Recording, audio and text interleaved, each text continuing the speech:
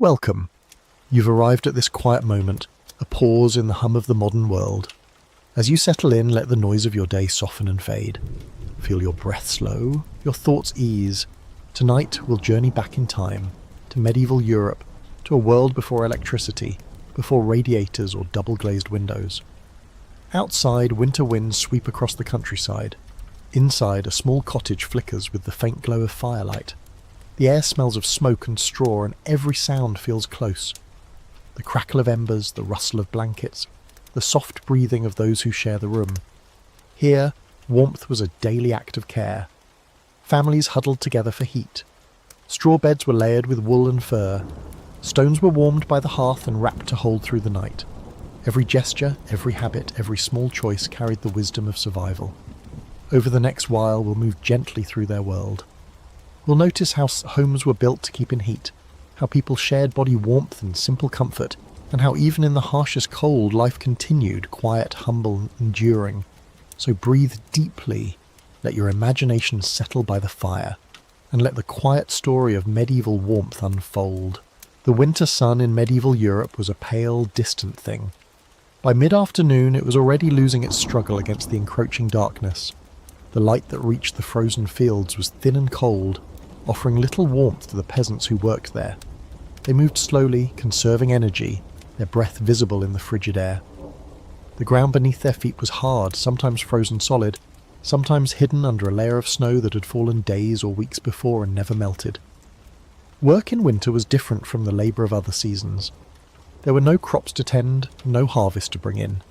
The fields lay fallow, resting under their blanket of snow. But there were still tasks.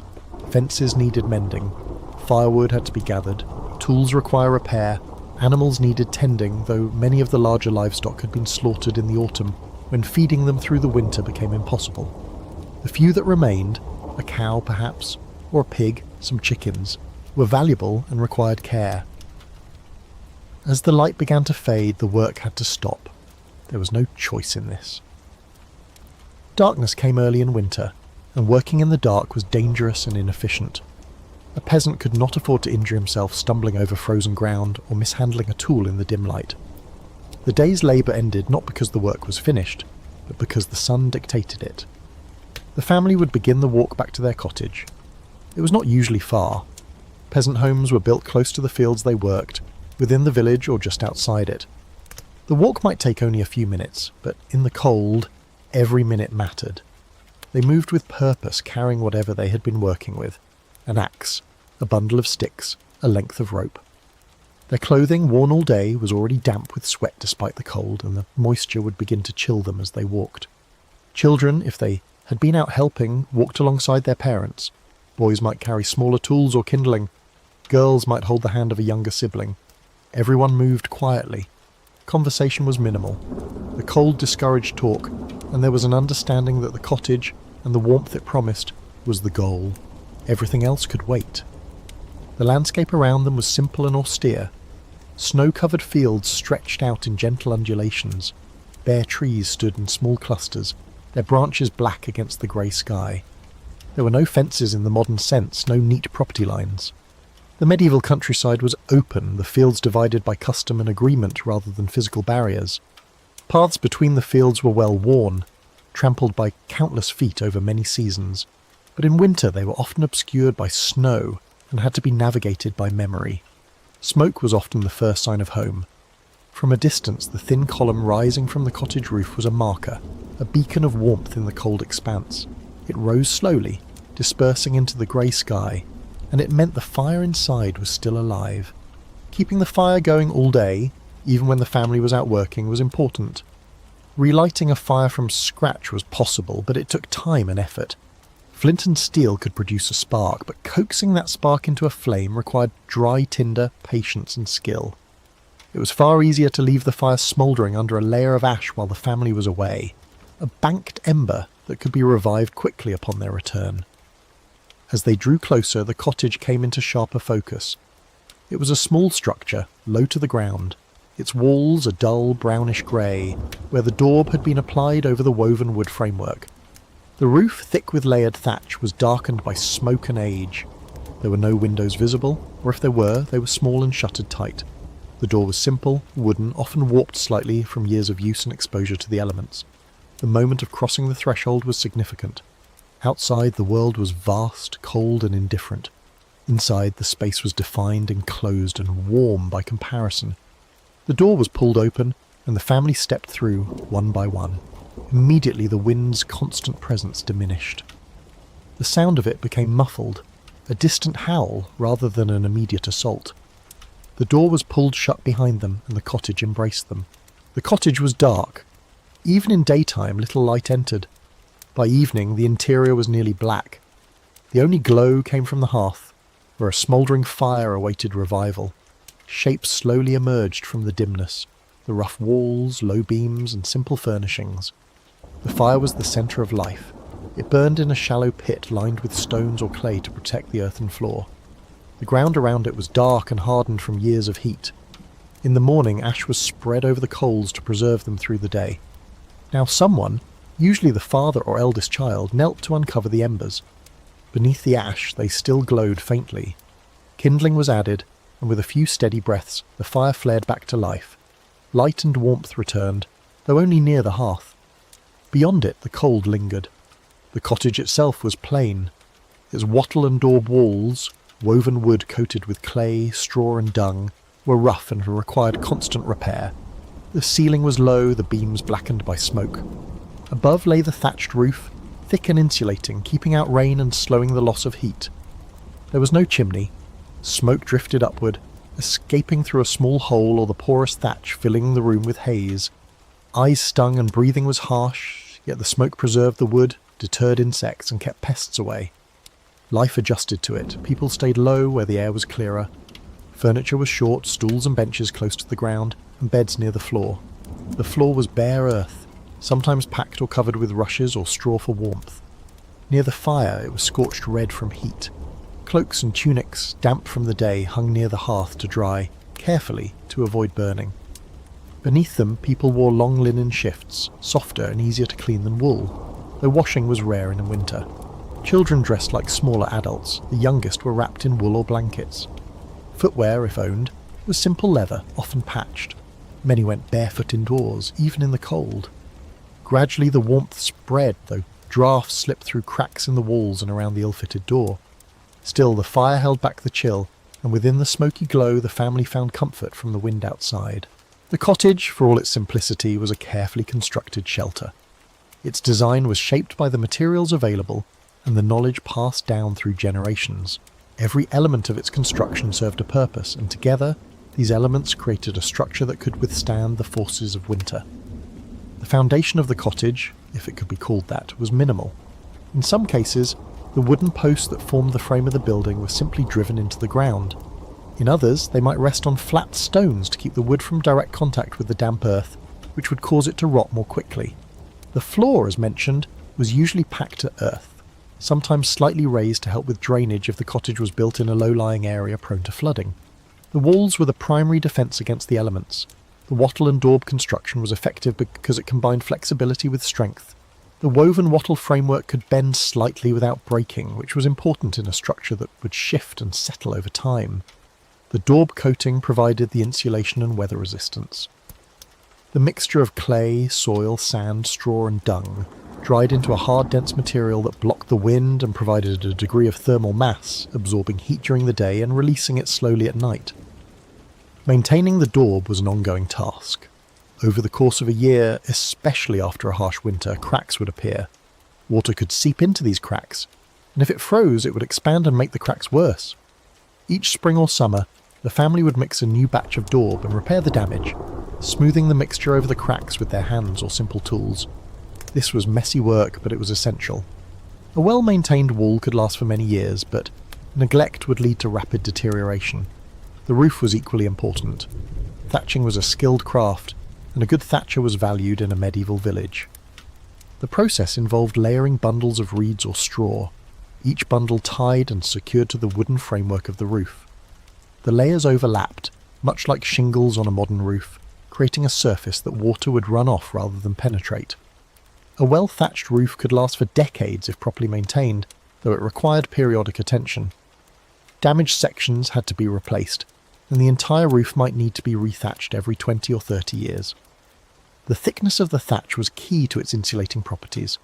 A roof might be 2 or even 3 feet thick, creating a substantial barrier between the interior of the cottage and the outside air.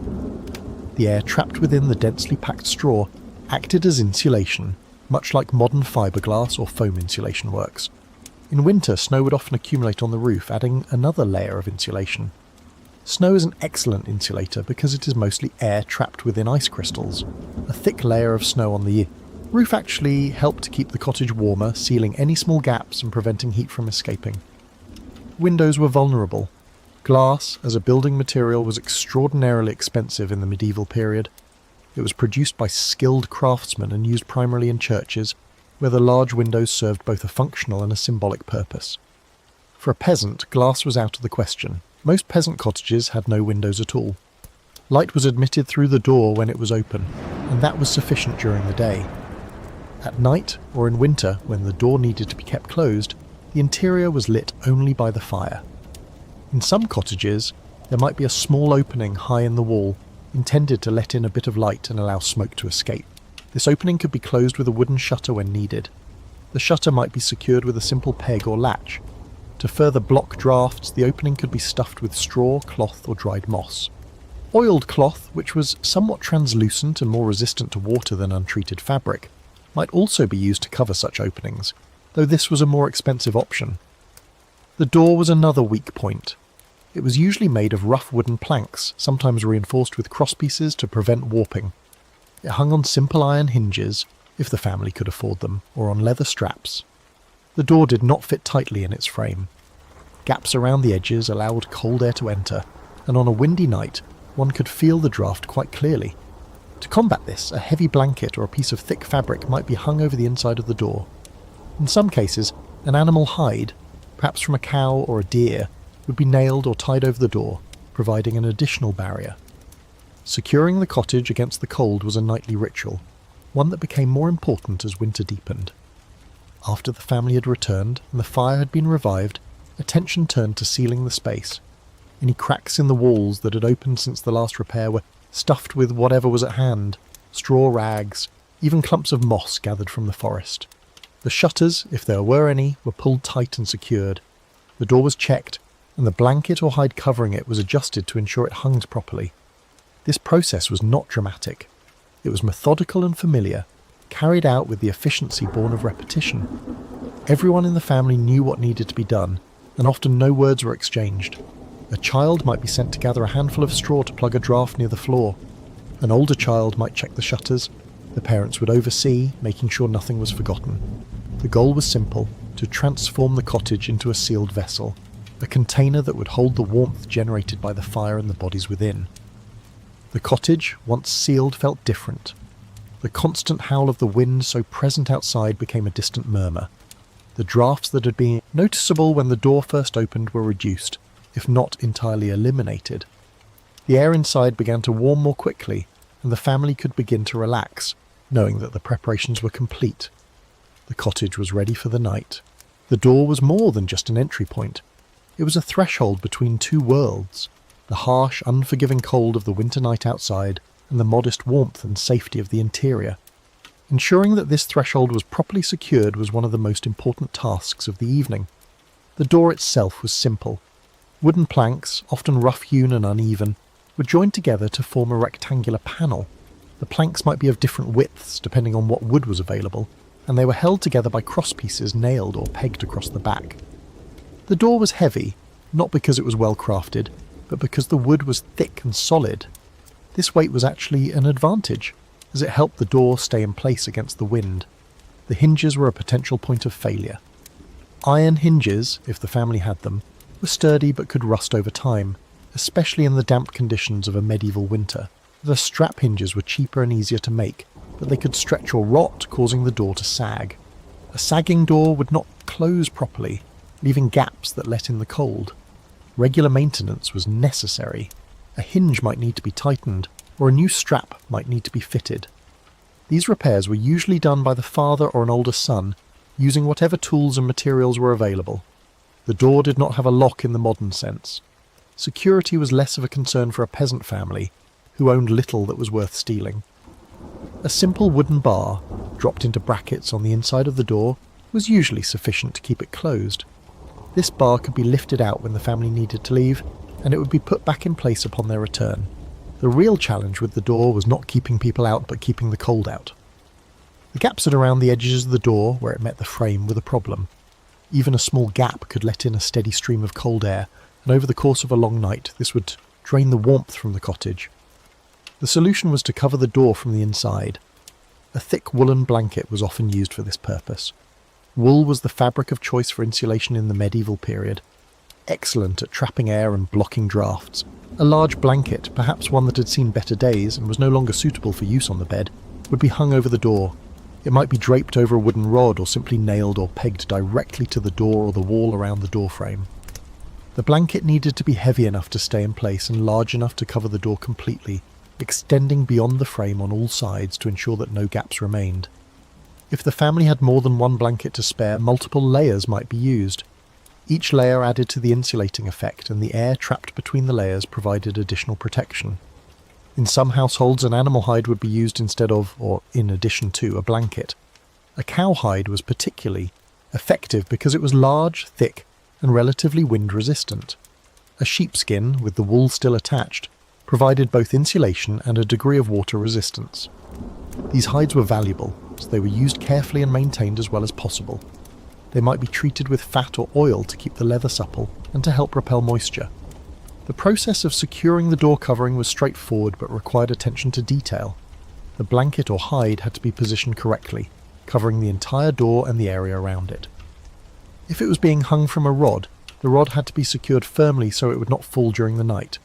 If it was being nailed or pegged, care had to be taken not to tear the fabric or leather.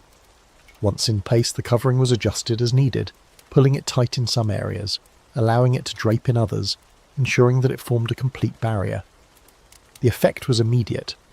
The drafts that had been seeping in around the door diminished. The temperature near the door, which had been noticeably colder than the rest of the room, began to equalize. The family standing near the hearth could feel the difference. The cottage was becoming a sealed space, and the warmth from the fire was no longer being lost as quickly to the outside air. This was not a perfect seal. No matter how carefully the door was covered, some air would still find its way in. The cottage was not airtight, and that was actually important.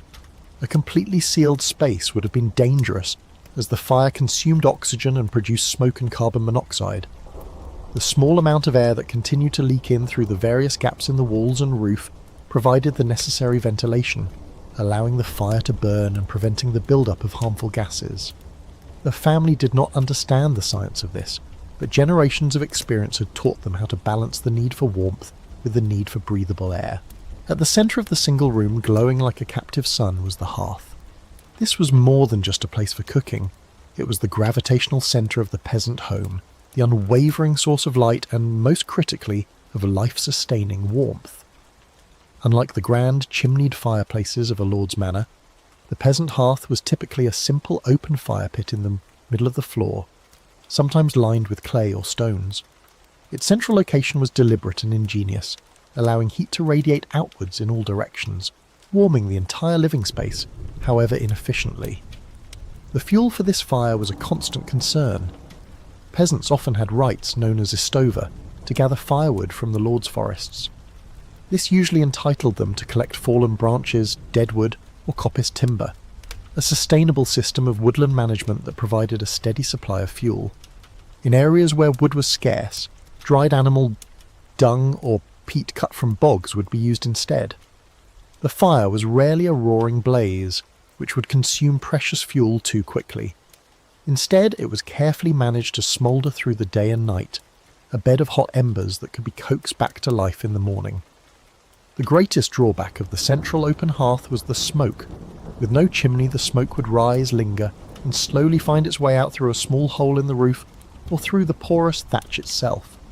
The interior of the cottage would have been perpetually smoky, the rafters blackened with soot, and the air thick with the smell of burning wood.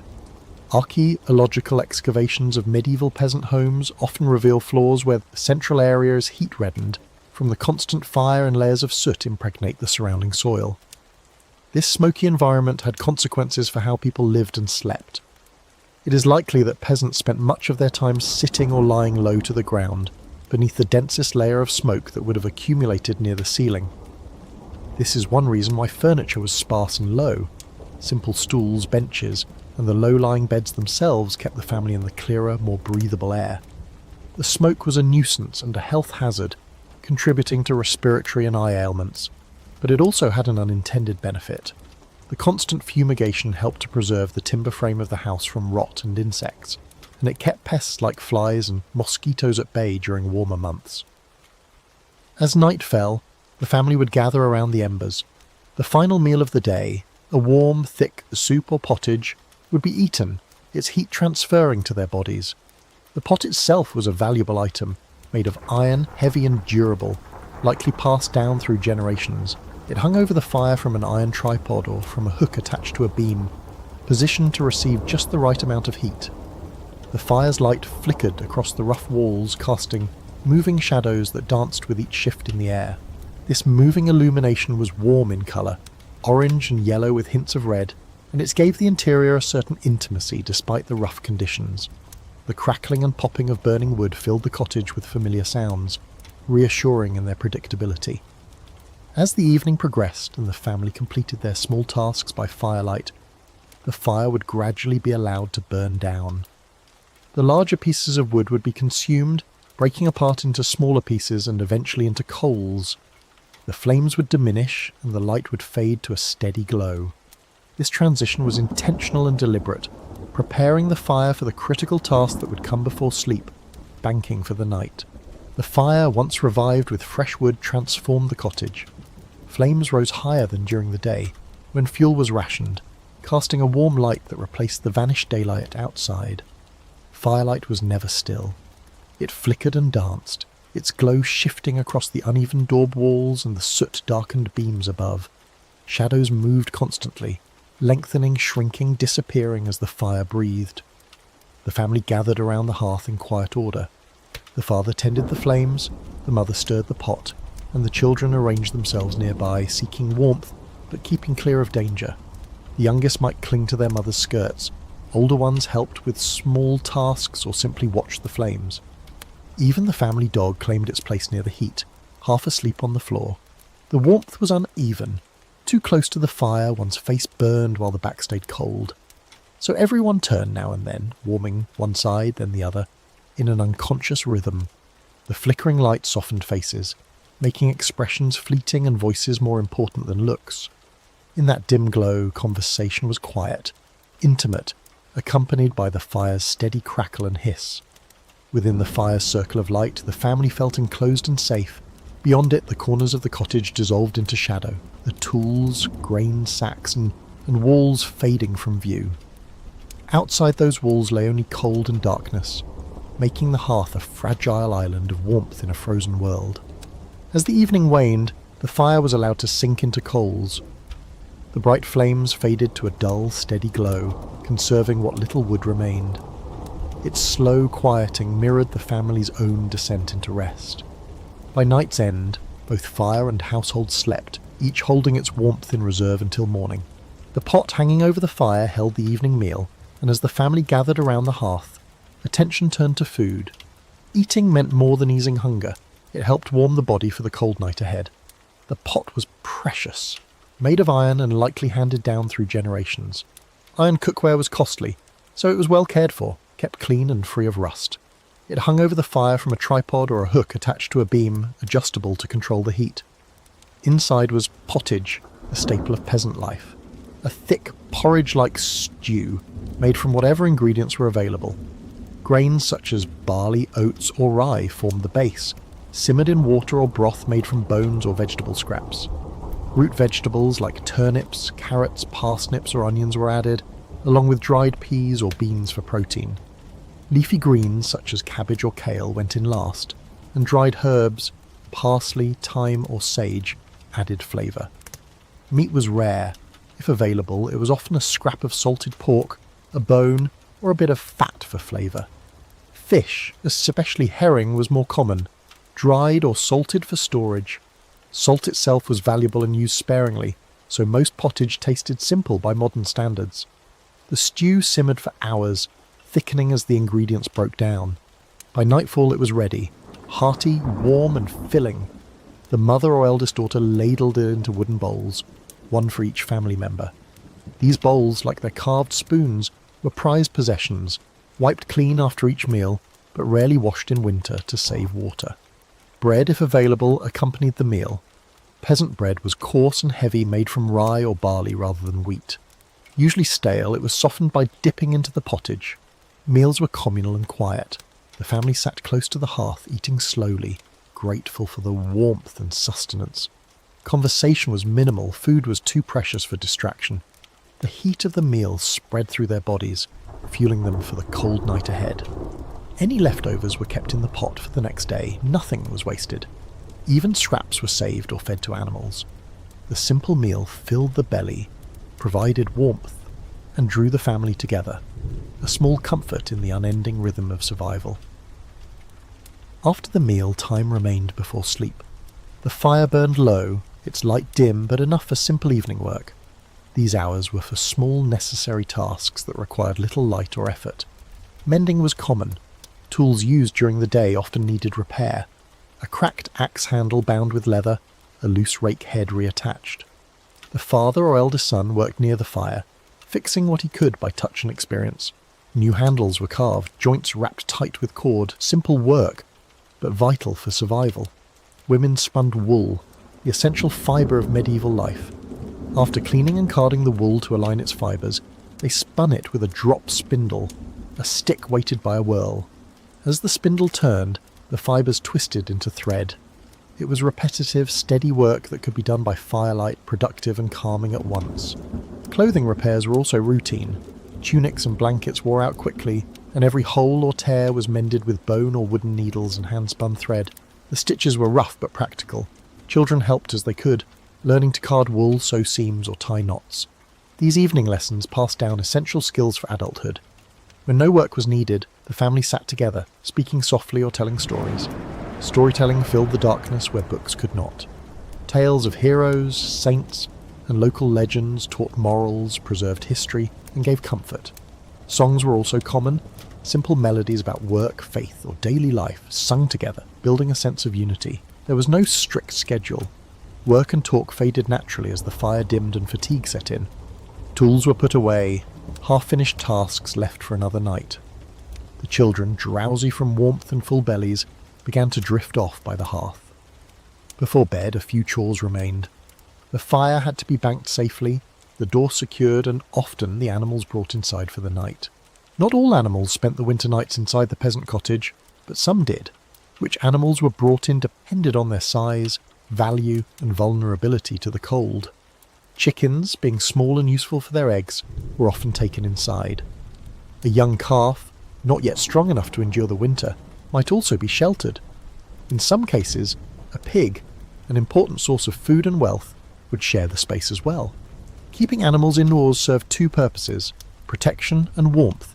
It shielded them from cold and predators, while their body heat helped warm the cottage. A cow could raise the temperature of a small room by several degrees, and even smaller animals added to the effect. As night fell, the father or an older child would bring them in quickly to keep the heat from escaping. Chickens were easiest, carried by hand from their roost and placed in a basket or crate. Larger animals like calves or pigs needed coaxing or gentle guidance, and were positioned near the wall, close enough to share warmth, but out of the way. Their presence changed the cottage. There were new sounds: the cluck of chickens, the soft snort of a pig, the slow breathing of a calf. There were new smells too, strong, earthy, familiar to people who lived this way all their lives. To a modern nose it would seem unpleasant, but for a medieval family it simply meant life. There were inconveniences. Animals could stir or make noise at night, and waste had to be cleaned in the morning. Yet the trade-off was worth it. Their warmth and the security of knowing valuable livestock were safe outweighed the discomfort. By the time the animals settled, the cottage felt full and alive, family, fire, and beasts sharing one space, their warmth mingling beneath the low smoke-darkened roof. With the animals inside and the family gathered around the hearth, the cottage reached its fullest extent. The single room, which during the day might have seemed sparse and empty, was now packed with living beings. Every corner was occupied, every bit of floor space accounted for. This crowding was not accidental or unfortunate, it was deliberate, a strategy for survival that concentrated warmth and ensured that no heat was wasted. The family occupied the central area near the hearth. This was the warmest part of the cottage, and it was where they would remain until it was time to move to the bed. The fire, though lower now than it had been earlier in the evening, still provided light and warmth. Around it, the parents and children sat or stood engaged in their final evening tasks or simply resting. The animals occupied the periphery. Chickens, in their basket or crate, were tucked into a corner where they would be out of the way. A pig or calf would be positioned along one of the walls where it could settle down for the night without interfering with the family's movements. The animals, being creatures of habit, quickly adapted to this routine. After a few nights, they would know what was expected of them and would settle into their designated spots with minimal fuss. The sense of crowding was palpable.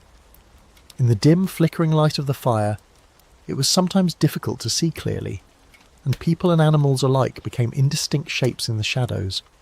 The air was thick, smoky from the fire, humid from the breath of so many living beings, and heavy with the mingled sense of wood smoke, animals, and unwashed human bodies. To a modern sensibility, the atmosphere would seem oppressive, even unpleasant, but to the peasants living in it, it was normal. This was what winter meant. This was how one survived. The crowding also meant noise. The cottage was never silent. The fire crackled and popped. The animals shifted and made their various sounds, clucking, grunting, breathing. The family members moved and spoke, though conversation was often quiet and intermittent as the evening wore on. Children might murmur to each other or ask a question of their parents. The mother might speak softly to the youngest child, soothing them as they grew sleepy. The father might make a comment about the fire or the weather, a simple observation that required no response. There was also the sound of breathing. With so many living creatures in such a small space, the sound of inhalation and exhalation became a constant underlying rhythm. It was a sound that signified life, the presence of others, the fact that the family was together and safe. In the darkness, when visual cues were limited, sound and touch became more important. A parent might reach out and touch a child's shoulder, a gentle reminder of presence and connection. A child might press close to a parent, seeking warmth and reassurance. The crowding extended to the physical experience of the space. Moving around the cottage required care. One had to step over or around sleeping animals, avoid the fire pit, navigate between the various pieces of furniture and stored items. There was no privacy, no personal space. Everyone was constantly aware of everyone else's presence. This could be comforting or stifling, depending on one's perspective, but it was unavoidable. The lack of privacy extended to all aspects of life. There was no separate room for sleeping, no door to close for a moment of solitude. Bodily functions had to be managed within the constraints of the shared space. A chamber pot, if the family had one, would be kept in a corner and used as needed. More commonly, one would simply go outside briefly, even in the cold and dark, to relieve oneself. This was another reason to minimise trips outside, as each opening of the door let in the cold and required the space to be warmed again. The cottage, in its crowded state, became a kind of living organism. The fire was its heart, pumping warmth through the space. The family and animals were its body, generating heat and sustaining each other. The walls and roof were its skin, holding everything together and protecting it from the external cold. This interdependence was not consciously articulated, but it was deeply understood. Everyone and everything in the cottage relied on everything else. The survival of one was tied to the survival of all. As the evening deepened, the activity within the cottage began to slow. Tasks were completed or set aside. The spinning wheel fell silent, the wool set down. The tool being mended was put away, the work finished as well as it could be by firelight.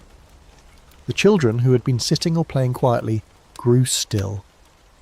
The youngest might already be asleep, curled up near the fire, while the older ones fought against their growing tiredness, reluctant to give in to sleep but unable to resist it much longer. The parents would exchange a glance, a wordless communication that it was time to bank the fire for the night, time to make the final checks of the cottage's defences against the cold, time to settle everyone into the bed and surrender to the long hours of darkness ahead. The evening was ending, and the night, with all its challenges and its quiet peace, was about to begin. With the door secured and the cottage as sealed as it could be, the family's attention turned to the last tasks before sleep. The fire, already burning lower, needed careful management. The animals required final attention, and the space itself needed one more check. Not a repetition of earlier sealing, but a final verification that everything was ready for the long night ahead. The father would make a circuit of the cottage, not searching for new gaps, but confirming that the preparations already made remained in place. A blanket hung over the door might have shifted slightly and need adjustment.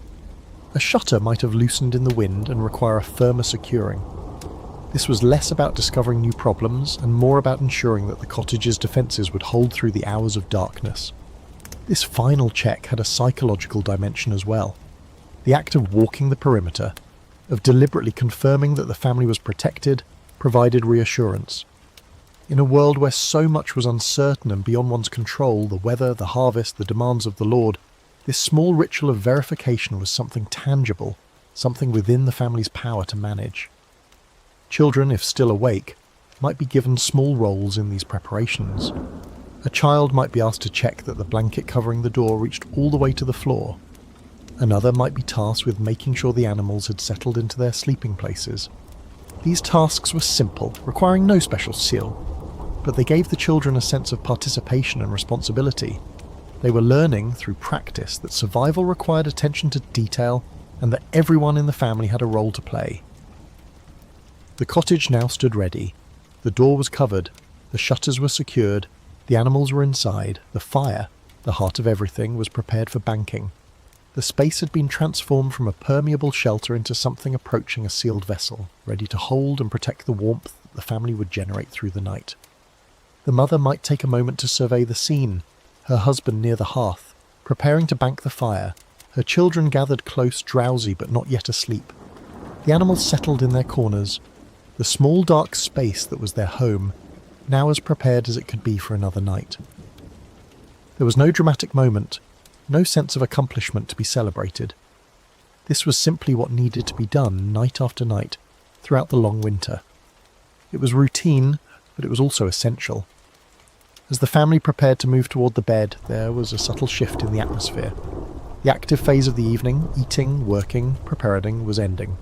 The passive phase, sleeping, enduring, surviving, was about to begin.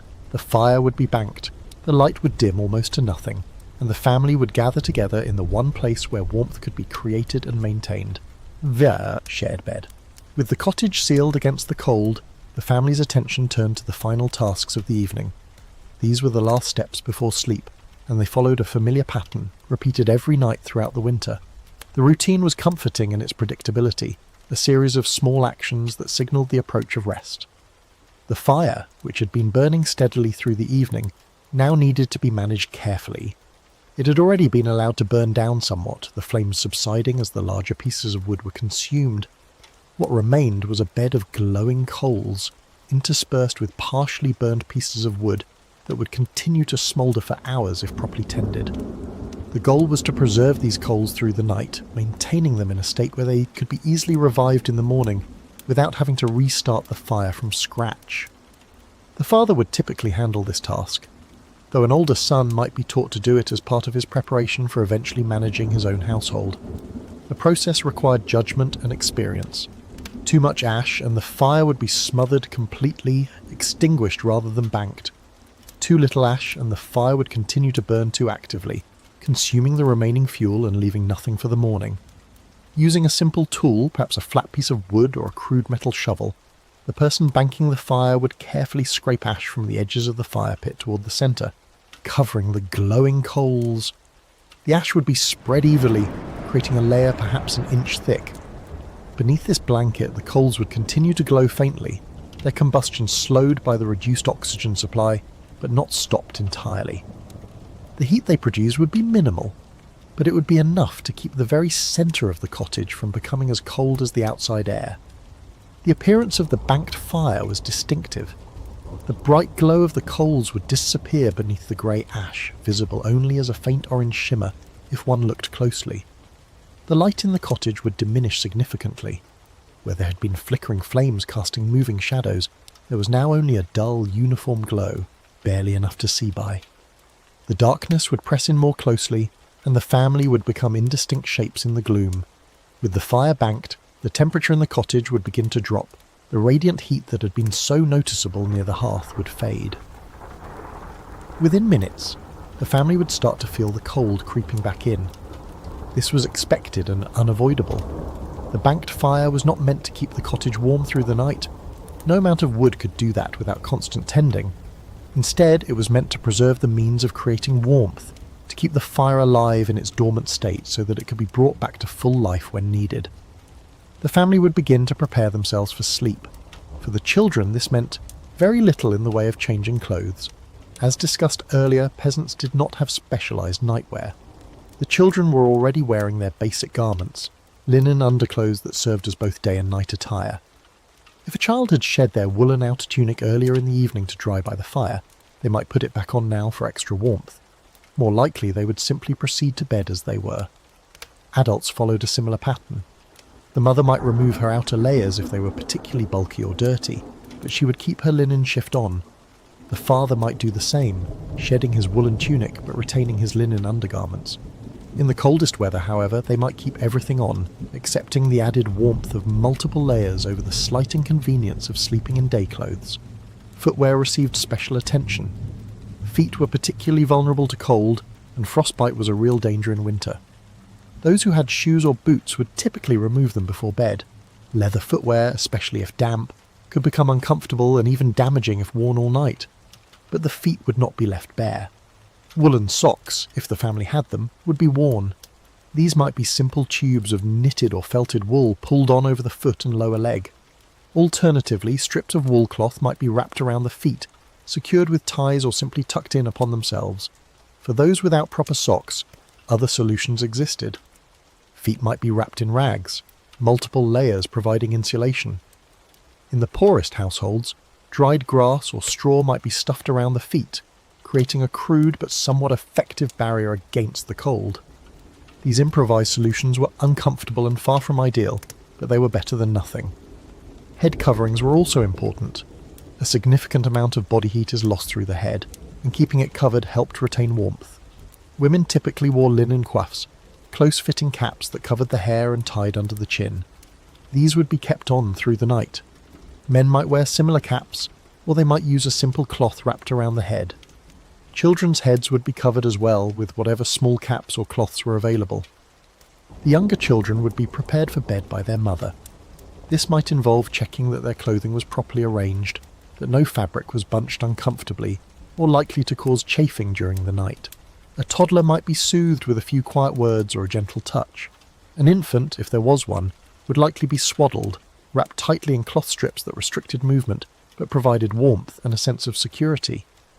As these preparations were completed, the family would begin to gather near the sleeping area. The bed, which had been waiting empty through the evening, was about to become the centre of the family's world for the next 10 or 12 hours. But before anyone could climb in, the bed itself needed to be prepared, the layers of bedding arranged to provide maximum warmth and comfort. The bed was not a piece of furniture in the way modern people understand the term. It was not designed for comfort or aesthetic appeal.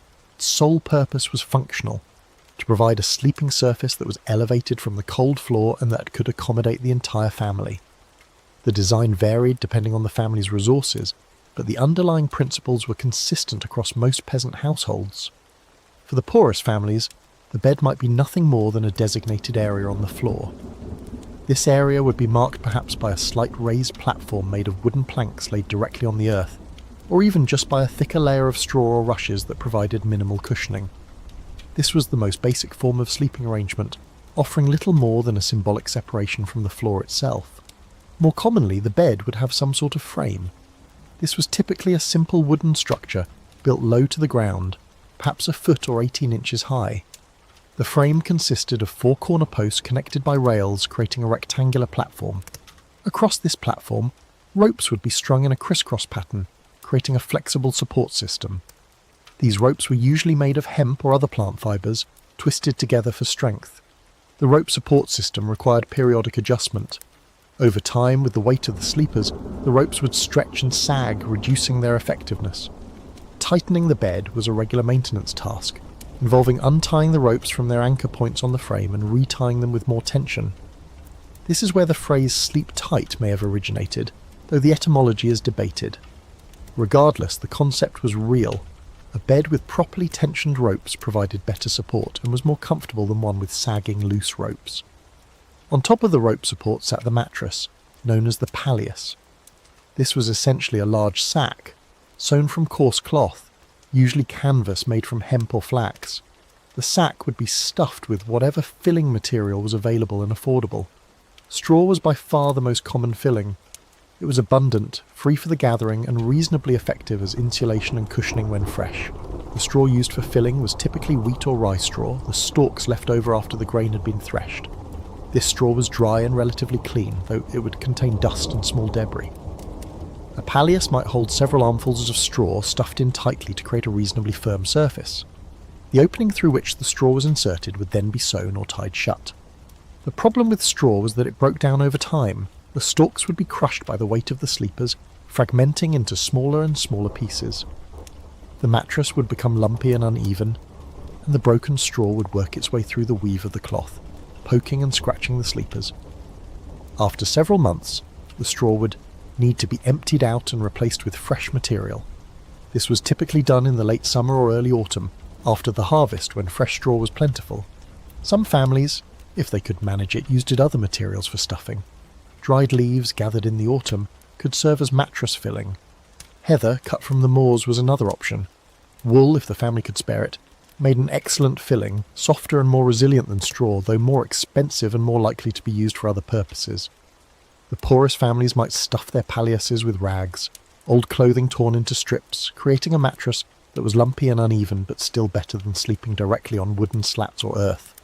The palliasse rested on the rope support, and on top of the palliasse would be additional layers of bedding. The first layer might be a sheet, though this was something of a luxury. Linen sheets were expensive and many peasant families did not have them. If they did, the sheet would be coarse and rough, made from homespun flax fibre, but it would provide a barrier between the sleeper and the scratchy straw mattress.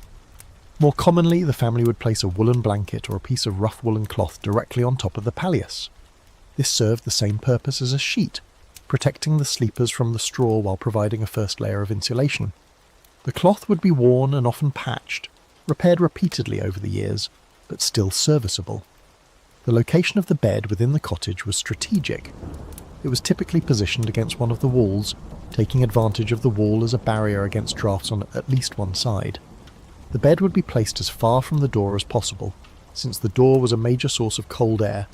At the same time, it could not be too far from the hearth, as the residual warmth from the banked fire would contribute to the overall temperature of the sleeping area. In some cottages, the bed might be partially enclosed. A simple wooden partition might extend from the wall, creating a small alcove that provided additional draft protection and a sense of privacy, however minimal. This partition might only be 3 or 4 feet high, enough to block some air movement, but not enough to create a completely separate space. In other cottages, particularly the smallest and simplest ones, the bed would simply occupy one corner or one wall, with no partition at all. As the family approached the bed in the dim light of the banked fire, the process of settling for the night required coordination. This was not merely finding a comfortable spot.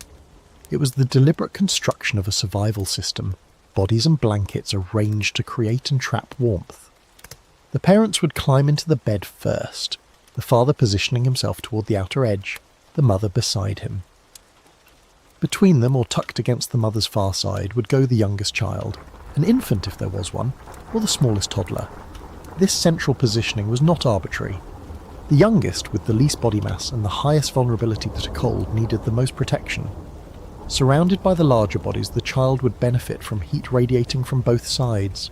The older children would follow, arranging themselves in an order that had likely been established through practice.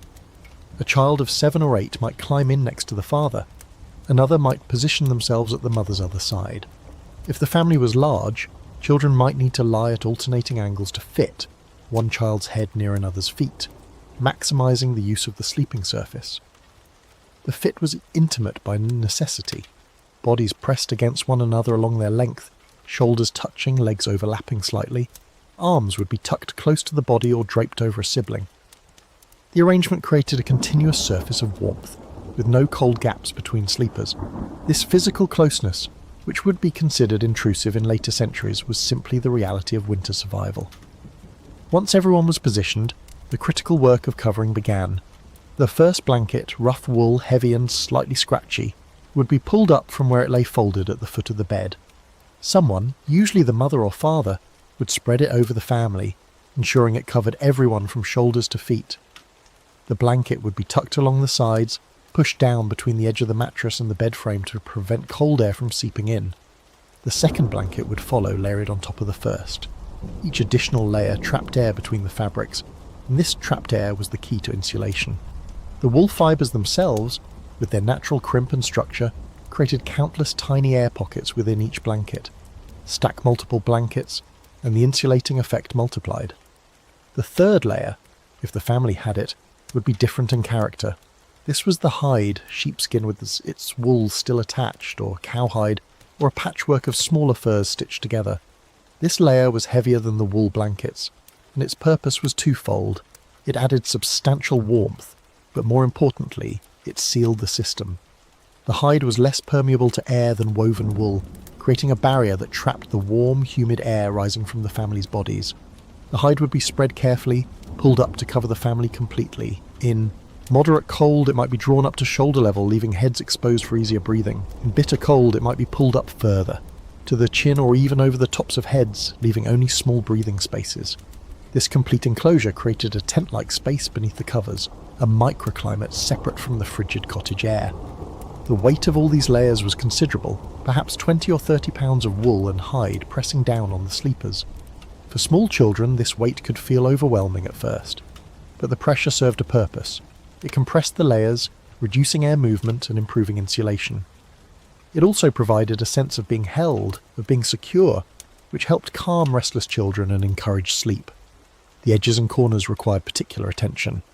At the foot of the bed, the coverings needed to extend far enough to protect everyone's feet, the extremities most vulnerable to cold. The bottom edges would be tucked under the mattress or under the sleepers themselves, creating a seal that prevented cold air from creeping up from below. Along the sides, wherever the bedding met the edge of the sleeping surface, the same tucking process was repeated. Every potential gap was a point of heat loss, and the family's warmth would literally leak away if these gaps were not addressed. The person doing the tucking, usually a parent, would work methodically around the bed's perimeter, pressing the fabric down firmly, ensuring a continuous seal. This layering and tucking was not done in silence. There would be quiet exchanges, a parent asking a child if they were covered, a child saying they were cold, and adjustment being made. The process took several minutes, and during that time the family was still exposed to the cottage's cold air, but once the final tuck was made and everyone settled into stillness, the warming would begin. The first sensation was not warmth, but simply less cold. The immediate assault of the frigid air stopped. Then gradually, as the family's collective body heat began to accumulate in the enclosed space, actual warmth developed. It started nearest the skin, where body heat transferred directly to the innermost layer of fabric. That fabric warmed and held its heat. The warmth spread outward through the successive layers, moving slowly but steadily. Within 5 or 10 minutes, the space beneath the covers would be noticeably warmer than the cottage air. Within 15 or 20 minutes, it would be genuinely warm, perhaps 15 or 20 degrees warmer than the surrounding room. This was the microclimate, the pocket of heated air that would sustain the family through the night. It was created not by any external heat source, but by their own bodies, working collectively, their individual metabolisms combining to produce enough warmth for all. The final moments before sleep were marked by small adjustments and the last efforts to maximize warmth. The blankets and hides, once spread over the family, needed to be arranged carefully to ensure that no gaps remained through which warmth could escape or cold air could enter. This was a process that required attention, and usually the parents would take the lead, though older children might help. The edges of the blankets were the first concern. Where the blankets met the sides of the bed, there was always a risk that they would not reach all the way to the edge of the sleeping surface, leaving a gap through which cold air could seep in. To prevent this, the blankets would be tucked in along the sides, pushed down between the edge of the palliasse and the bed frame. This created a seal, holding the warm air in and the cold air out. At the foot of the bed, the blankets needed similar attention. feet being at the extremity of the body and having less blood flow than the core, were particularly vulnerable to cold. If the blankets did not cover the feet completely, they could become dangerously cold during the night. The person arranging the bedding, usually the mother or father, would make sure the blankets extended far enough down the bed to cover everyone's feet, and they would tuck the ends of the blankets under the mattress or under the sleepers themselves to hold them in place. The top of the bed, where heads rested, also required attention. In moderately cold weather, the blankets might be pulled up to shoulder level, leaving the heads exposed. This was more comfortable, as it allowed easier breathing and prevented the air beneath the blankets from becoming too stuffy. But in truly bitter cold, even heads needed to be covered, and the top blanket or hide might be pulled up higher to the level of the chin, or even over the tops of the heads, creating a breathing hole but otherwise enclosing the entire family in the bedding. This complete enclosure created a microclimate beneath the covers. The air inside this space would be warmed by the family's body heat and made humid by their breath and perspiration. Within a relatively short time, perhaps 20 or 30 minutes, the temperature beneath the blankets could be significantly warmer than the temperature in the cottage outside the bed.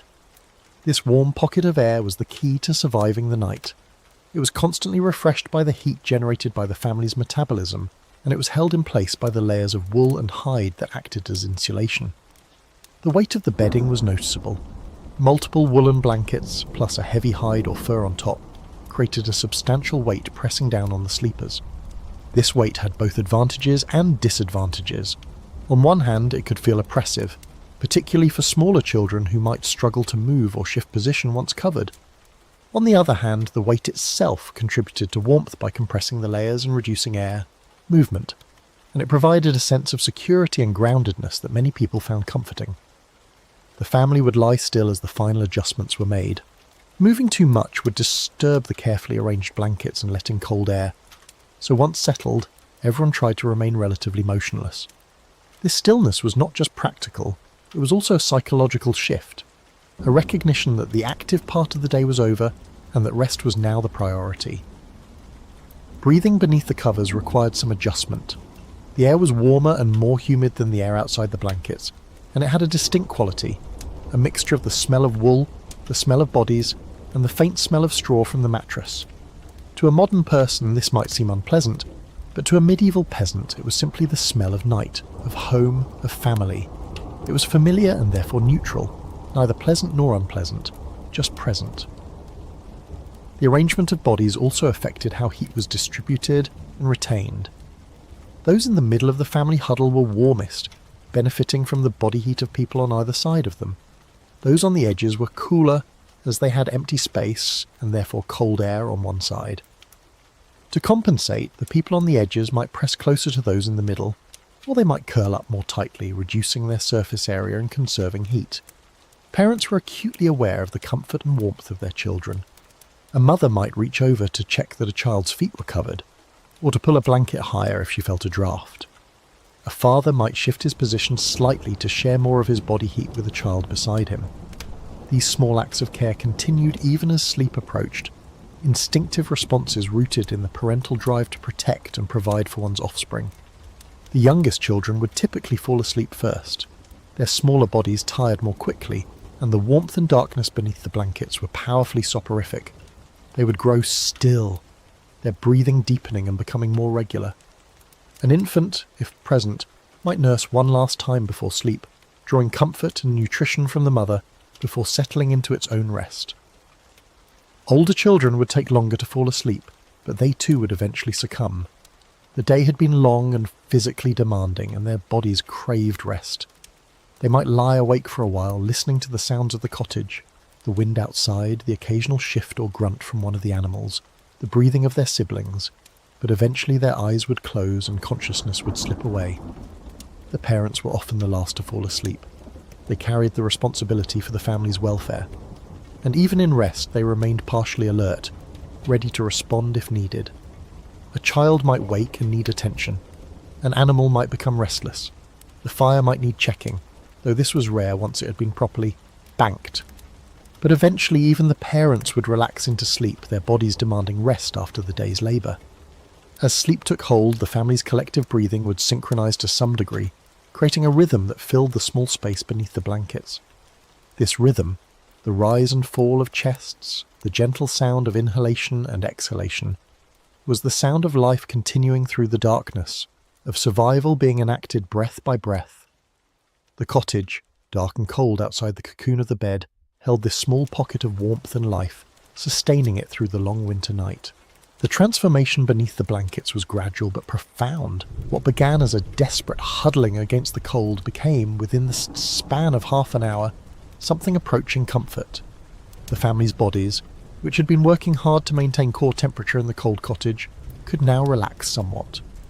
The external environment, though not warm by any objective measure, was no longer hostile. Children felt this change most acutely.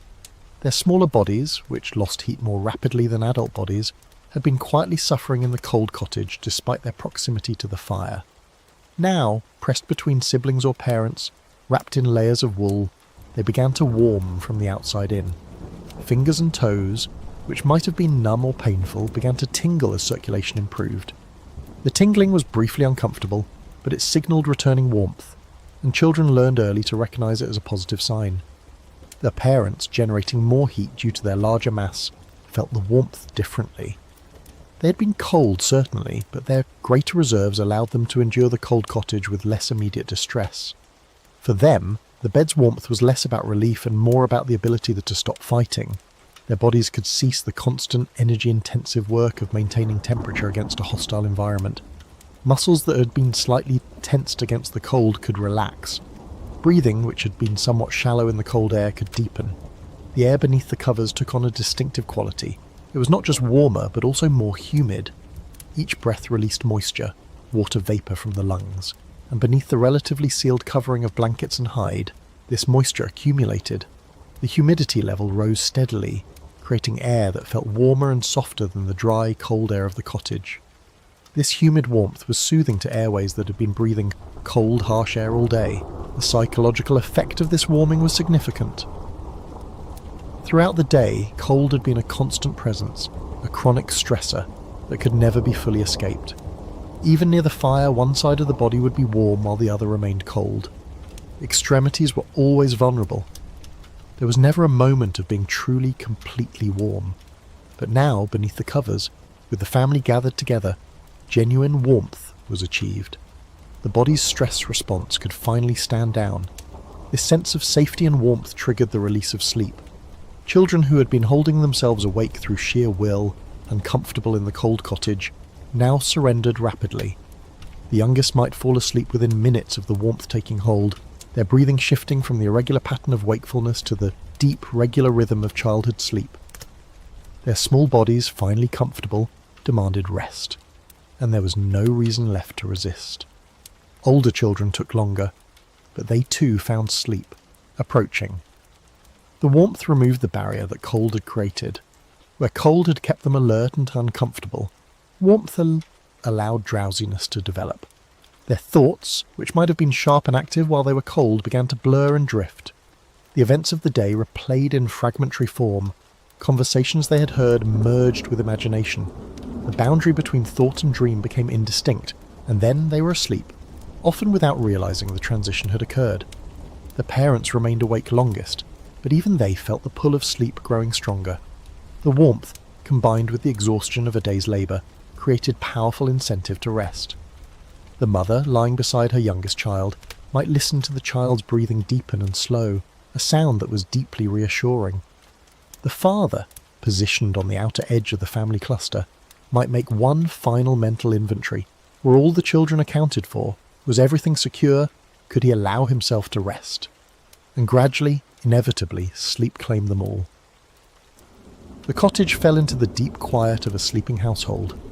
The only movements were the small, unconscious adjustments that sleepers make. A slight shift of position, a hand moving to pull a blanket higher, a child turning in sleep. The only sounds were breathing and the occasional external noise of wind or animals. The family, warm and secure in their cocoon of wool and hide, rested. While consciousness faded and the family slept, their bodies continued the work of survival. The warmth they had created beneath the blankets was not static. It was a dynamic system, constantly maintained by metabolic processes that never ceased, even in the deepest sleep. Each body was a furnace burning the calories consumed at the evening meal to produce heat. The metabolic rate slowed during sleep, but it did not stop. The heart continued to pump blood, carrying warmth from the body's core to the extremities. The liver, the largest internal organ, generated significant heat as it processed nutrients and performed its countless chemical functions. The brain, though at rest in terms of conscious thought, remained metabolically active, maintaining the neural patterns that constituted sleep itself. This metabolic heat production was not evenly distributed. The core of the body, the torso and head, generated the most heat and maintained the highest temperature. The extremities, arms and especially legs, hands and especially feet, received less blood flow during sleep and consequently stayed cooler. This was an evolved survival mechanism, allowing the body to prioritize the organs essential for life, even if it meant some discomfort or even minor damage to the extremities. The blankets and hides worked not by generating heat but by slowing its loss. Heat moved from warmer areas to cooler areas through several mechanisms. Conduction transferred heat through direct contact, from skin to fabric, from fabric to fabric. Convection would have carried heat away if air had been allowed to move freely, but the multiple layers of bedding trapped air in place, preventing convective heat loss. Radiation would have carried heat away to the cold cottage air and walls, but the layers of wool and the final hide barrier reflected much of this radiated heat back toward the bodies beneath. The system was imperfect. Heat did escape slowly but continuously throughout the night. The outer surface of the hide, exposed to the cottage's cold air, would cool to nearly the same temperature as its surroundings. The bottom layer, pressed against the straw mattress and the wooden slats beneath, would conduct some heat downward into the bed frame and eventually into the cold floor. But these losses were slow enough that the family's continuous heat production could replace them, maintaining the microclimate at a livable temperature. As the night progressed and the cottage grew colder, the banked fire producing less and less heat, the contrast between the bed's interior and the cottage's interior became more pronounced. By the deepest hours of the night, the temperature outside the blankets might drop to near freezing or even slightly below. Inside the blankets, it might remain at 50 or 55 degrees, perhaps even warmer near the centre where bodies were most densely packed. This 15 or 20 degree difference was the margin of survival. The humidity beneath the covers played a crucial role in this thermal balance. Water vapour from breathing and from slight perspiration accumulated in the enclosed space. This humid air felt warmer than dry air at the same temperature, because it conducted heat more efficiently to the skin. It also prevented the evaporative cooling that would have occurred if the air had been dry. The family's skin remained slightly moist, and this moisture was held in place by the humid air, rather than evaporating and carrying away heat. The wool of the blankets had a special relationship with this moisture. Wool fibres can absorb up to 30% of their weight in water without feeling wet to the touch. As the humid air beneath the covers came into contact with the wool, the fibres absorbed some of the moisture. This absorption released a small amount of heat, the heat of absorption, a thermodynamic effect. More importantly, the absorbed moisture did not condense into liquid water that would have felt clammy and cold against the skin.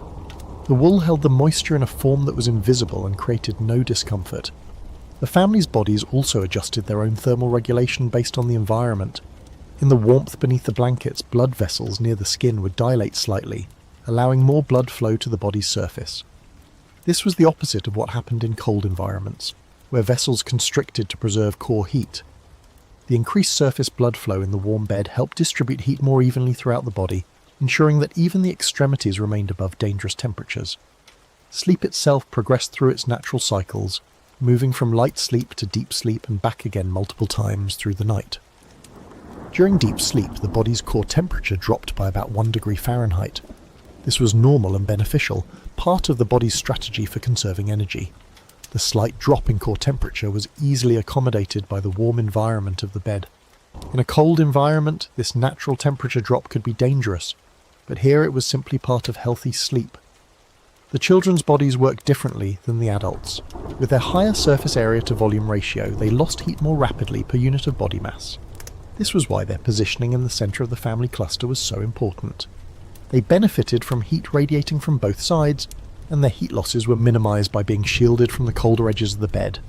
Even so, a child sleeping at the edge of the family group would wake in the morning noticeably cooler than one who had slept in the centre. Throughout these long hours, the family's unconscious collaboration continued. If one person grew slightly cold, they might press closer to another without waking. If the blankets shifted, exposing someone's shoulder or foot, that person would stir slightly and pull the covering back into place. These micro-adjustments happened constantly, maintaining the integrity of the warm system they had created. The family, even in sleep, worked together to survive the night. As sleep deepened and the family settled into stillness, the cottage was not silent. The night had its own soundscape, distinct from the day's noise of activity and conversation. These sounds formed a backdrop to sleep, some soothing, some neutral, occasionally some that might briefly disturb a rest before being absorbed back into the general quiet. The most constant sound was the wind. Outside the cottage walls, the winter wind moved across the landscape, sometimes gusting, sometimes steady, always present. It was a sound that varied in character depending on its strength and direction. A gentle breeze might whisper through the thatch overhead, a soft rustling that was almost peaceful. A stronger wind would howl, a more aggressive sound that tested the walls and shutters, seeking entry. On the coldest nights, when the wind was particularly fierce, it would moan around the corners of the cottage and rattle any loose boards or shutters. The peasants sleeping inside would have been accustomed to this sound. They had heard it every winter night of their lives, and it held no mystery or terror for them. It was simply the voice of winter, a reminder of the world beyond the walls. In some ways, the sound of the wind actually enhanced the sense of safety and warmth inside the cottage. The contrast between the cold, violent wind outside and the warm, still air beneath the blankets made the bed feel even more like a refuge. The thatch roof itself made sounds. As the wind moved across it, the dried reeds or straw would rustle softly.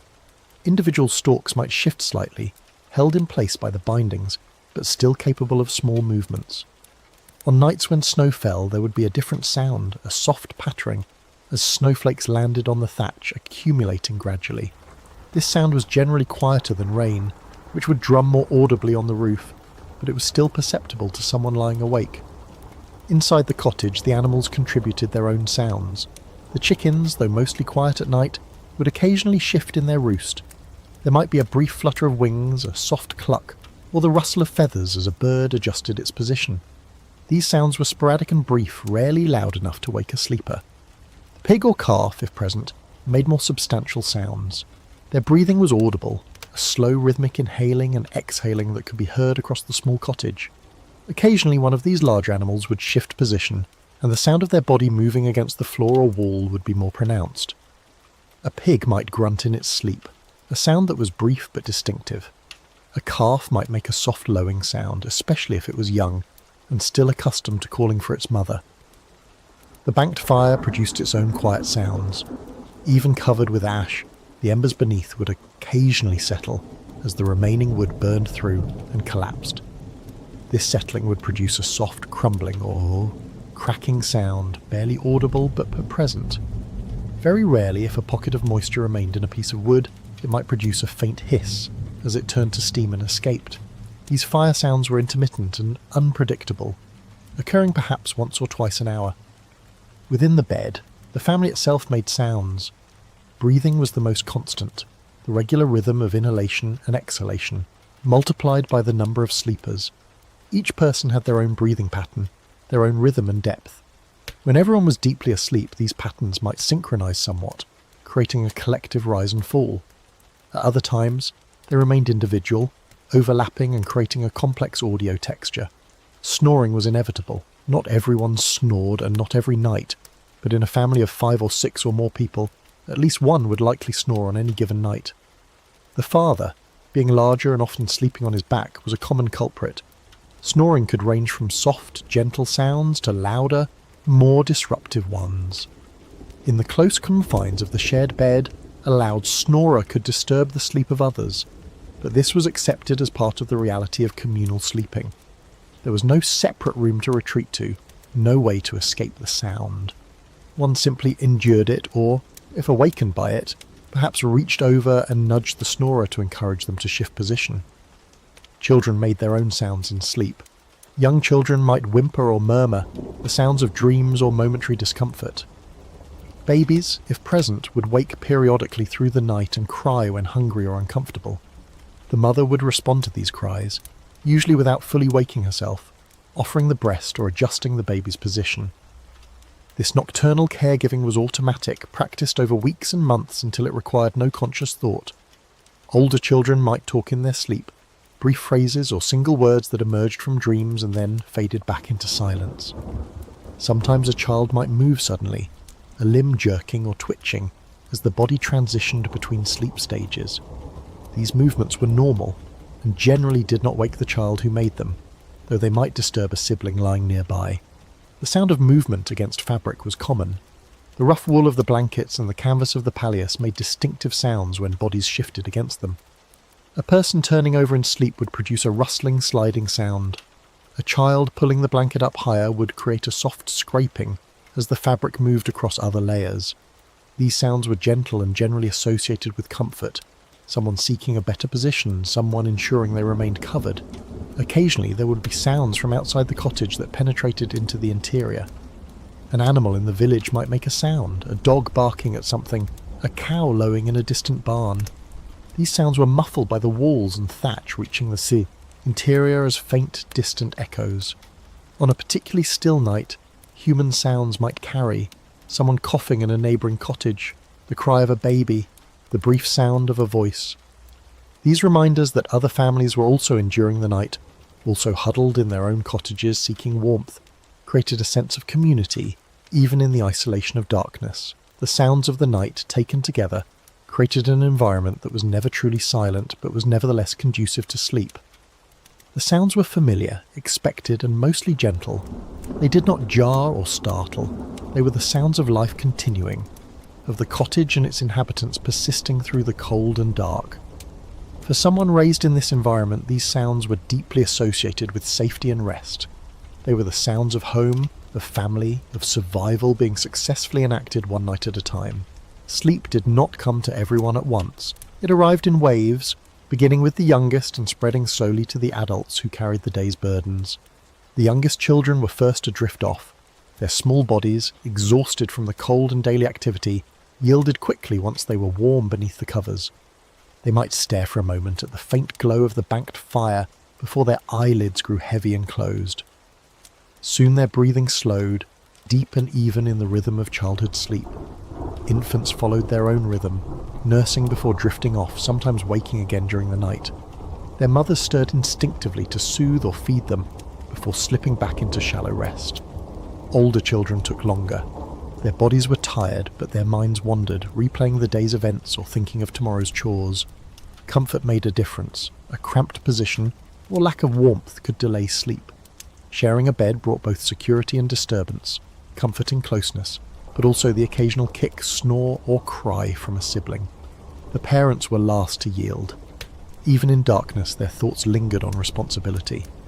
The father might worry about food stores, broken tools, or the next day's labour. The mother thought of the children who coughed, who seemed weak, what needed mending. These worries gradually blurred as fatigue overcame thought. Their breathing deepened, matching the steady rhythm of their sleeping children. Sleep came quietly, almost unnoticed. Awareness faded, replaced by stillness. The only sounds were the sighs of sleepers and the soft whisper of wind outside. The fire glowed faintly beneath its ash covering, keeping a low, steady warmth. Hours passed differently now. The long winter night, 12 or more hours, seemed to compress into a few moments of rest. The body recovered, the mind drifted through dreams. Brief wakings were normal, pulling a blanket closer, checking the baby, or stepping outside to relieve oneself before returning to warmth. Soon sleep reclaimed them. The family lay still beneath the blankets, the room quiet and dark, the fire dim but alive, the fragile warmth of life holding steady against the cold of the medieval night. The hours of the night stretched out, dark and cold and seemingly endless. Outside the cottage, the winter landscape was locked in stillness. The fields lay frozen, the snow on them undisturbed by wind or animal. The sky, if it was clear, would be dense with stars, the Milky Way a bright band across the heavens, far more visible than it would be in later centuries when artificial light would dim the night. If it was cloudy, the darkness would be absolute, unbroken by any glimmer of moon or star. Inside the cottage, time was marked only by subtle changes. The banked fire continued its slow consumption of the remaining wood. The embers glowed beneath their covering of ash, dimming gradually as the night progressed. The heat they produced lessened incrementally, so slowly that the change was not perceptible from one moment to the next. But over the course of hours, the cottage grew colder. The walls, which had held some warmth from the evening's fire, cooled as they radiated heat outward into the frozen night.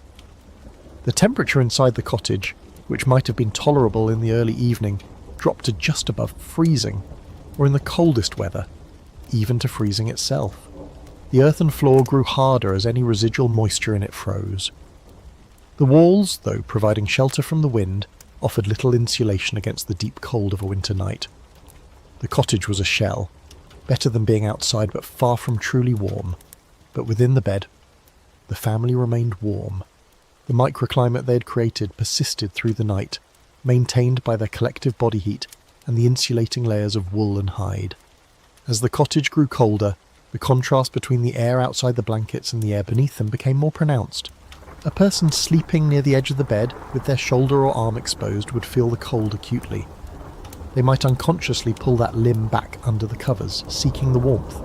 The family's bodies worked throughout the night to maintain temperature. Metabolism continued, breaking down the calories from the evening meal to produce energy and heat. Blood circulated, carrying warmth from the core to the extremities. The body prioritized the vital organs, the heart, the brain, the liver, ensuring that these remained at the proper temperature even if the fingers and toes grew cold. This was an automatic process, controlled by systems far below conscious awareness, but it was essential to survival. The body's thermal regulation was not perfect. As the night progressed, even beneath the blankets there would be some heat loss. The extremities, fingers and toes, would cool first. They were farthest from the body's core and received less blood flow. Wrapped in cloth and buried beneath blankets, they would remain above dangerous temperatures, but they would not be truly warm. Morning would often bring a tingling or numbness to the feet, a sign that circulation had been reduced during the night. Children with their smaller bodies and higher surface area to volume ratio were more vulnerable to heat loss than adults. This is why they were positioned in the middle of the bed, surrounded by the larger, warmer bodies of their parents. The youngest child, nestled between mother and father, would remain warmest through the night. Older children, positioned at the edges, might wake feeling colder, and they would press closer to a sibling or parent, seeking shared warmth. Sleep itself was not always deep or uninterrupted. The body cycled through different stages of sleep throughout the night, from light sleep to deep sleep and back again, with periods of REM sleep interspersed. During lighter sleep stages, external sounds or physical discomfort might partially rouse a sleeper. They might shift position, adjusting to relieve pressure on hip or shoulder. They might unconsciously pull a blanket up or tuck a hand under their body for warmth. These micro-adjustments happened many times during the night, usually without the person waking fully. Dreams came and went. In the medieval period, dreams were often seen as significant, as messages or portents. The content of dreams was influenced by the experiences and concerns of daily life. Dreams of hunger during times of scarcity, dreams of warmth during winter, dreams of work and family and the constant struggle of existence. Children dreamed of play and stories. Adults dreamed of labor and responsibility. The dreams were as varied as the individuals who experienced them, but they shared the common context of medieval peasant life. The animals in the cottage also slept, though their sleep patterns were different from those of humans. Chickens slept lightly, always alert to potential danger. Their sleep was broken by brief periods of wakefulness, during which they would look around, assess their safety, and then settle back to sleep. The pig or calf, being larger and more secure, slept more deeply. Their breathing was slow and regular, and they might lie still for hours, barely moving. As the night progressed toward morning, the deepest cold of the day would arrive. This typically occurred in the hours just before dawn, when the earth had been radiating heat into the night sky for many hours, and the sun had not yet begun to warm the land. This was the time when the cottage was coldest, when the banked fire had dimmed to its faintest glow, when even the walls themselves seemed to hold no warmth at all. But the family, cocooned in their bed, remained insulated from the worst of this cold. The layers they had so carefully arranged continued to do their work. The wool blankets, compressed by the weight of the sleepers and warmed by their bodies, held heat with remarkable efficiency. The hide on top, acting as a windbreak and vapour barrier, prevented the escape of the warm, humid air beneath. The straw mattress below provided insulation from the cold seeping up from the floor. In this way, the yards. Long hours of the night passed. The family slept, their bodies rested, their energy conserved. The cottage stood firm against the wind and cold. The village around them was equally still, each cottage holding its own family, each family surviving the night in much the same way. The winter night, dark and cold and seemingly eternal, was being endured, 1 hour at a time, 1 breath at a time, one shared moment of warmth at a time. The transition from night to day in winter was gradual and reluctant. Darkness did not lift all at once, but faded slowly, grey light seeping into the world so gradually that it was difficult to say exactly when night ended and day began. The stars faded first, disappearing one by one as the sky above them shifted from black to dark grey to lighter grey. The horizon, if one could see it, would begin to show the faintest hint of light long before the sun itself appeared. Inside the cottage, this transition was even less noticeable. The walls and the shuttered windows admitted almost no light. The interior remained dark long after the world outside had begun to brighten. The only way to know that morning was approaching was by some internal sense of time, or by the faint changes in the quality of the darkness, a barely perceptible shift from the absolute black of deep night to a slightly less absolute black. The cottage at this hour was at its coldest. The banked fire had burned through most of the night, but by dawn the embers beneath the ash were very faint, producing almost no heat. The temperature inside the cottage had dropped throughout the night, and now it was perhaps only a few degrees above the outside temperature. Frost might have formed on the inside of the walls near cracks or gaps. The air was still and frigid, sharp in the lungs if one breathed deeply. The family, however, remained asleep beneath their layers of blankets. The microclimate they had created was still intact, still warm relative to the surrounding air. Their bodies continued to produce heat, and the insulation continued to trap it. In the warmth and darkness, there was no signal to wake, no reason to leave the comfort of the bed. But eventually someone would wake. Often it was the father, whose internal clock and sense of responsibility drove him to consciousness even when his body craved more rest. He would wake gradually, awareness returning in stages. First a vague sense that sleep was ending, then a growing consciousness of his surroundings, the warmth of the bed, the breathing of his family, the weight of the blankets. Finally, full wakefulness, and with it, the knowledge that the night had passed and the day's work awaited. For a few moments, he might lie still, reluctant to move. Beneath the blankets, he was warm. He knew that as soon as he moved, as soon as he pulled the covers back and exposed himself to the cottage's cold air, he would feel the shock of the temperature difference. But the work would not wait. Animals needed to be fed. The fire needed to be revived. Life had to continue, and it was his responsibility to ensure that it did. He would begin to move, slowly and carefully, trying not to disturb the others. He would shift his position, disentangling himself from the pile of bodies. A child sleeping against him might murmur or stir, but usually would not wake fully. He would ease the blankets off himself, feeling the immediate chill as the cold. Air met his skin. Then, moving as quickly as he could manage in the darkness, he would sit up and swing his legs over the edge of the bed. His feet would meet the cold floor, and the sensation would be sharp and unpleasant. The earthen floor would be intensely cold, possibly even frozen. He would reach for whatever footwear was nearby, perhaps the cloth wrappings he had worn to bed, or simple leather shoes left beside the bed. Pulling these on provided some barrier against the cold floor, though they themselves would be cold and would take time to warm from his body heat. Standing was the next challenge. Leaving the horizontal position meant leaving the last vestiges of the bed's warmth. The air in the cottage, though still, was frigid, and it immediately began to draw heat from his body. His breath would be visible, a small cloud that formed with each exhalation and quickly dispersed. He might wrap his arms around himself briefly, a reflexive gesture against the cold, before reaching for the woolen tunic he'd removed the night before. Dressing in the darkness required familiarity with his clothing and his surroundings. He knew where he had left his tunic, knew how to pull it over his head without needing to see. The wool was cold and stiff, and pulling it on provided little immediate warmth, but it was a necessary layer, and within a few minutes his body heat would begin to warm the fabric. He might also reach for a heavier outer garment, a cloak or an additional layer, if the cold was particularly intense. Once dressed, his first task was the fire. Without the fire, the cottage would remain unbearably cold. Without the fire, there would be no hot food, no ability to warm oneself, no centre around which the family's life could organise. Reviving the fire was the most critical task of the early morning, and it required care and skill. He would make his way across the cottage to the hearth, moving carefully in the darkness. The layout was familiar. He had walked this path countless times, but in the absolute dark, even familiar spaces could be treacherous.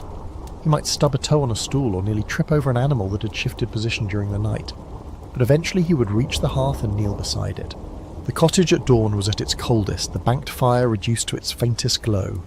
The father, the first to wake, moved through the darkness toward the hearth with practiced familiarity. Every step of what followed had been done countless times before. This was the most fundamental skill of household survival, passed from father to son across generations. Kneeling beside the hearth, he began carefully brushing away the ash that had been spread over the coals the night before. The technique required a light touch, clearing enough to expose the embers without smothering them with the displaced ash. He used a stick or his hands, working in the near-total darkness, guided more by feel and experience than by sight. As the ash was pushed aside, the embers revealed themselves. They glowed deep red-orange, faint but alive, pulsing gently with retained heat. This glow was proof that the fire had survived the night. The banking had worked. The household's continuity was maintained. He reached for the kindling he had prepared the night before, small dry twigs and wood shavings that would catch easily. These were placed carefully on and around the glowing embers, arranged to allow air to flow. Fire needs oxygen, and the spacing of the fuel was as important as the fuel itself. Then came the breath. Leaning close to the hearth, he blew steadily across the coals, feeding them oxygen. The embers brightened immediately, their glow intensifying from dim red to brilliant orange. He blew again, a long, controlled exhalation. The kindling began to smoke, thin white wisps rising in the darkness. Another breath and another. The smoke thickened. Then, with a suddenness that was nevertheless expected, a small flame appeared. It flickered at first, barely visible, but it was real fire, actual combustion. He added a few more pieces of kindling, slightly larger, and the flame spread, grew, began to establish itself. Within minutes, the fire was alive again. Flames licked upward, casting flickering orange light through the cottage. The transformation was immediate and profound. Where there had been only darkness and cold, there was now light and the promise of warmth. The cottage began to wake with the fire, the long night giving way to another day. This resurrection, repeated every morning throughout the winter, was more than a practical task. It was the central ritual of peasant life, the moment when continuity was proven, when survival was confirmed. The fire had been preserved through the darkness, the family had endured the cold, and now, with the flames rising once more, life could continue. With the fire burning and light spreading through the cottage, the immediate work of morning began. The animals required attention first. They had been confined through the night and now needed care. The chickens, stirring with the light and activity, would begin to cluck and move in their basket. They would be released to wander the cottage floor, where they would search for any fallen grain or scraps, providing a modest form of cleaning while finding their own supplemental food. The larger animals, a calf or pig that had shared the cottage's warmth, required more direct attention. The solid waste they had produced during the night needed to be removed. The father or an older son would use a wooden shovel or flat piece of wood to scoop up the dung, carrying it outside to the midden heap where it would eventually be composted for the fields. The earthen floor where the animals had lain would be damp with urine. This could not be removed, but it could be managed. Fresh straw or dried rushes would be scattered over the wet areas, absorbing moisture and covering the smell. This was not ideal. Over a full winter, the floor would become increasingly soiled, but it was workable. Spring would bring the opportunity to dig out the old floor material and replace it with fresh earth, a task of renewal that marked the changing seasons. The animals would be fed next. A calf needed milk or a grain mixture. The pig would eat scraps and whatever grain the family could spare. The chickens would continue pecking at whatever they found on the floor, supplemented with scattered grain if stores allowed. While the father tended the animals, the mother would begin preparing the morning meal. The pot of pottage from the night before still sat near the hearth. The contents had cooled and thickened overnight, congealing into a solid mass. She would position the pot over the flames and stir the pottage as it warmed, adding water to thin it to a more edible consistency. The reheating process was slow. The thick pottage took time to warm through, and the mother would stir periodically to ensure it heated evenly and did not scorch on the bottom. The smell of warming food began to fill the cottage, mingling with the wood smoke, a familiar morning scent that signalled the household was returning to life. The children would begin to wake as the cottage warmed and the sounds of activity increased. The older children, sensing that morning had come and work awaited, would rouse themselves despite their desire to remain in the bed's warmth. The younger children might resist longer, burrowing deeper into the blankets, but eventually they too would emerge, driven by the hunger or by a parent's gentle insistence. Each child would go through their brief morning routine. Some would step outside briefly despite the cold, preferring to relieve themselves in the open air rather than use the chamber pot. Others would use the pot and then empty it outside afterward. They would pull on their outer garments, the same woolen tunics and wraps they had worn the day before, and make their way to the fire. Water was needed, though its use was minimal in winter. A small amount might be fetched from the well or stream and warmed over the fire in a separate pot or bowl. This warm water would be used for washing faces and hands, a basic gesture toward cleanliness. But water was too precious and too difficult to obtain in winter for extensive washing. The family accepted the dirt and grime that accumulated, knowing that full cleaning would have to wait for warmer weather. By the time the pottage was warm enough to eat, the family would be gathered around the hearth. Wooden bowls would be distributed, and the mother would ladle the thick steaming mixture into each one. The pottage was essentially the same as it had been the night before: grains, vegetables, perhaps a hint of preserved meat, but reheated, it provided the necessary warmth and calories to begin the day. They ate in relative silence, seated on stools or on the floor near the fire, absorbing the warmth and the food simultaneously. The hot pottage raised their internal temperature, providing warmth from within to complement the external warmth of the fire. This combination, warm food and warm environment, made the morning bearable, despite the cold that still dominated most of the cottage. Stale bread, if available, might be torn into chunks and dipped into the pottage to soften it. The bread itself was too hard and dry to eat comfortably otherwise, but soaked in the warm liquid, it became palatable and added substance to the meal. Nothing was wasted. Any pottage left in the pot would be saved for later. Any crumbs would be gathered and used. As the family ate, plans for the day would be discussed, though these conversations were brief and practical. What work needed to be done? Who would do which tasks? Were there any special concerns? A tool that needed urgent repair? An animal that seemed ill? A weather change that might affect the day's work? The morning meal was functional rather than leisurely. There was no tradition of lingering over breakfast, no social ritual that extended the meal beyond its practical purpose. Once the food was consumed, the bowls would be set aside to be cleaned later, and the family would prepare to face the day's demands. The cottage, which had been a night shelter, would now be left for the work that lay outside. The fire would be tended, built up if someone would remain inside, banked if everyone would be away, and the door would be open to the cold grey light of the winter morning. Another night had been survived. Another day would now be lived, and when evening came, the entire cycle would begin again. With the morning meal consumed and the immediate tasks of dawn completed, the family would prepare to face another day. The cottage, which had been a refuge through the night, would now be left behind as the family ventured out into the winter landscape to undertake the work that survival demanded. The day's activities would vary depending on the season within winter itself and on the weather conditions. In the depths of winter, when the ground was frozen solid and snow lay thick on the fields, there was no agricultural work to be done.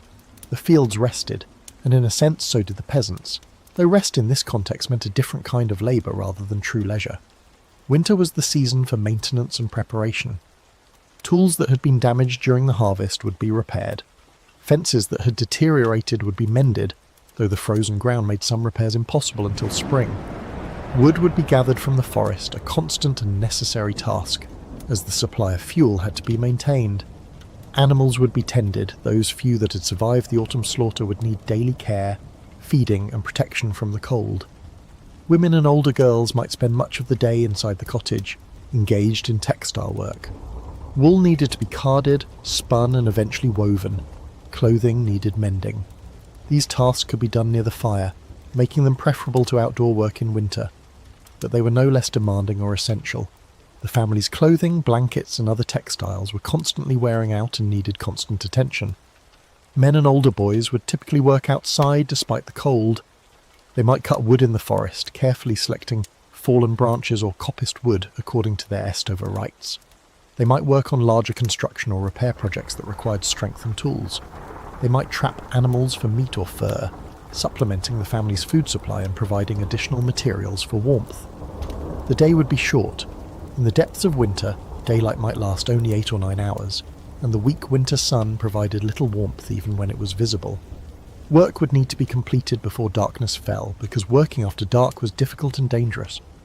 The rhythm of work in winter was compressed, intense during the limited daylight hours, then subsiding as evening approached. As the afternoon waned and the light began to fade, the family would begin the process of returning to the cottage, of preparing for another night. The cycle that had begun at dawn would come full circle. Animals that had been outside would be brought in. The fire, which might have been tended periodically throughout the day, would be built up again. The evening meal would be prepared, the same pottage or something similar, providing warmth and sustenance. The evening would unfold much as the previous evening had. The family would gather around the hearth. Small tasks would be completed by firelight. Stories might be told, or the family might simply sit in companionable silence, too tired for much conversation. Children would grow drowsy. The fire would be banked. The drafts would be plugged. The animals would settle into their sleeping places. And then, once again, the family would climb into the bed. They would arrange themselves in their accustomed positions. They would pull up the layers of blankets and hides. They would create again the microclimate that would sustain them through the night. The cold would press in from outside, the wind would howl, the darkness would be complete. But inside the cocoon of the bed, there would be warmth and safety, and the knowledge that they had survived another day. This cycle would repeat itself night after night, week after week, throughout the long winter. Each night was a challenge, each morning a small victory. The family endured not through any single dramatic act of survival, but through the accumulation of countless small actions, gathering fuel, maintaining the fire, plugging drafts, sharing warmth. Their survival was communal, cooperative, and deeply rooted in knowledge passed down through generations. The winter would eventually end. Spring would come, bringing longer days, warmer temperatures, and the renewal of agricultural work. The need to huddle together for warmth would diminish. The cottage would no longer need to be sealed so tightly against the cold. The animals could remain outside. Life would become easier in some ways, though it would bring its own challenges and demands. But for now, in the depths of winter, the night was the great challenge, and the family, like countless families and countless cottages across medieval Europe, met that challenge in the same way their ancestors had for generations. They relied on each other, on the warmth of their own bodies, on simple materials, straw, wool, wood, used with intelligence and care. They survived not despite the cold and darkness, but through their understanding of it, their acceptance of it, and their collective determination to endure it. As dawn breaks over the frozen fields and smoke rises once again from cottage roofs,